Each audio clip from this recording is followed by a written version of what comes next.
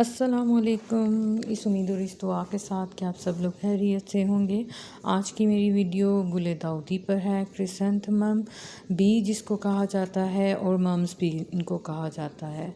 जो आप में से क्रिसैंथेमम लवर्स हैं या जानते होंगे गुले दाउदी को कि विंटर में जितनी खूबसूरत और शानदार फ्लावरिंग ये प्लांट करता है, बल्कि विंटर सीज़न के तमाम फ्लावरिंग प्लांट से पहले ही ये ब्लूमिंग स्टार्ट करता है। इसके सॉइल मिक्स पर इसकी रिपोर्टिंग और इसके मुख्तलिफ टाइम पे जो हम इसको पॉट्स देंगे, कब कब इसकी प्रूनिंग करनी है, पिंचिंग करनी है, और इसके अलावा इसको कौन कौन से लिक्विड फर्टिलाइज़र देंगे ताकि जब ये प्लांट फ्लावरिंग पे आए तो इस पे एक एक प्लांट पे आप कह सकते हैं हंड्रेड्स में फ्लावर आते हैं। तो चलें जी स्टार्ट करते हैं। सबसे पहले हमने यहाँ पे इस छोटे से पॉट में, ये तकरीबन 6 इंच का पॉट है, 5 या 6 इंच का पॉट होगा, उसके अंदर मैंने सॉइल मिक्स जो तैयार किया था जिसमें सिंपल काउडंग कंपोस्ट या किचन वेस्ट कंपोस्ट एक पार्ट मेरी गार्डन सॉइल जो है वो है, और एक पार्ट इसमें कोकोपीट है, और इसके अलावा नीम खली और वुड एश जो है वो एडिशनल है। गुले दाउदी की कटिंग्स लगाने पर मेरी एक अलग से वीडियो मैंने लास्ट मंथ आपके साथ शेयर की थी, जिसमें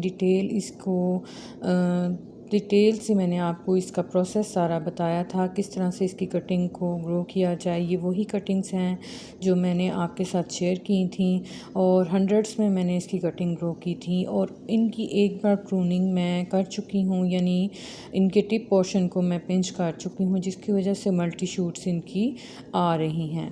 और इसकी काफ़ी ज़्यादा वैरायटीज़ मैंने ग्रो की हैं। कुछ जो हैं वो डवार्फ वैरायटीज़ हैं, बटन क्रिसैंथेमम जिनको कहा जाता है, और कुछ जो हैं वो लॉन्ग वाली वैरायटीज़ हैं। ये जो है ये तकरीबन मीडियम टू लॉन्ग वाली वैरायटी है।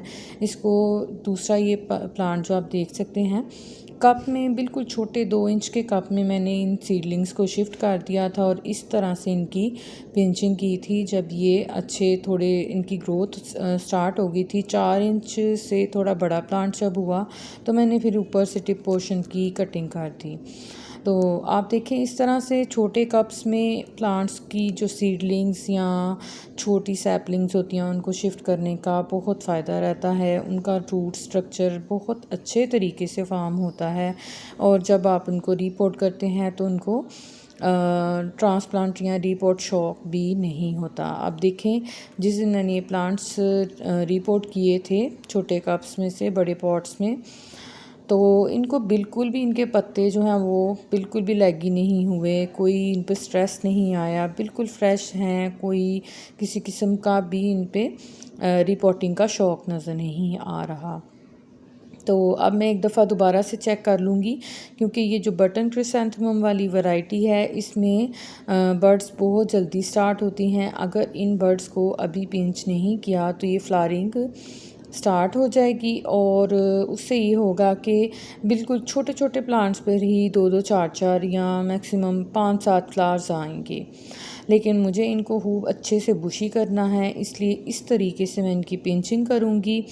लेकिन सिर्फ पिंचिंग नहीं करनी, पिंचिंग के साथ साथ हमें इसको ज़बरदस्त से जो लिक्विड फर्टिलाइज़र हैं वो इसमें ऐड करने हैं, क्योंकि सॉइल में जो हमने फर्टिलाइज़र सॉलिड फॉर्म में डालने थे वो तो अब ऐड कर दिए। मज़ीद अब हम इसकी जो अच्छे से जो देखभाल है वो इसी तरह करेंगे। एक वीक में हम इसमें काउडंग कंपोस्ट का जो लिक्विड फर्टिलाइज़र है वो मैंने आपके साथ बनाना शेयर किया हुआ है, उसको ऐड करेंगे। फिर उसके बाद 1 वीक के बाद या 10 दिन के बाद हम इसको दोबारा से रिपीट करें, लेकिन अगली दफ़ा हम उसमें मस्टर्ड केक का फर्टिलाइज़र डालेंगे, और उसके बाद अगले 10 दिन बाद हम इसमें बनाना पील का फ़र्टिलाइज़र डालेंगे। इस तरह से हम चेंज कर कर के इसमें फ़र्टिलाइज़र डालते रहेंगे। एकदम से मिला के या एकदम से फ़र्टिलाइज़र ऐड नहीं करना। बहुत ज़्यादा फ़र्टिलाइज़र ऐड करेंगे तो इसकी सॉइल में फंगस लगने का ख़तरा होगा। इस तरह से जो बर्ड्स हैं इनको हमें तकरीबन नवंबर की 15 तारीख तक हम इनको पिंच करते रहेंगे और फर्टिलाइज़र ऐड करते रहेंगे ताकि ये बुशी होते रहें और इसकी फ्लावरिंग को हम रोक के रखेंगे। तो 15 के बाद, नवंबर की 15 के बाद बिल्कुल आइडियल टेम्परेचर, अच्छा वेदर इसकी फ्लावरिंग के लिए होता है। उस टाइम पे जो फ्लावर्स आते हैं इसके, वो एक तो ये है कि प्लांट बहुत ज़्यादा बुशी हो चुका होता है, तो अच्छे तरह से भर के जो हैं उसमें फ्लावरिंग होती है। दूसरा ये फ़ायदा होता है कि आपके जो फ्लावर्स हैं वो लॉन्ग लास्टिंग होते हैं, यानी वो वाले फ्लावर्स जो हैं, क्योंकि उन दिनों गर्मी की शिद्दत कम होती है, तो वो फ्लावर्स जब खिलना स्टार्ट होते हैं तो कम से कम 15-20 दिन तक वो फ्लावर्स फ्रेश रहते हैं और फ्लावरिंग लॉन्ग लास्टिंग होती है। आई होप आपको वीडियो पसंद आई होगी। वीडियो को लाइक, शेयर और कमेंट करें। चैनल पे न्यू है तो प्लीज़ सब्सक्राइब भी कर लीजिएगा। और थैंक्स फॉर वॉचिंग। अल्लाह हाफिज़।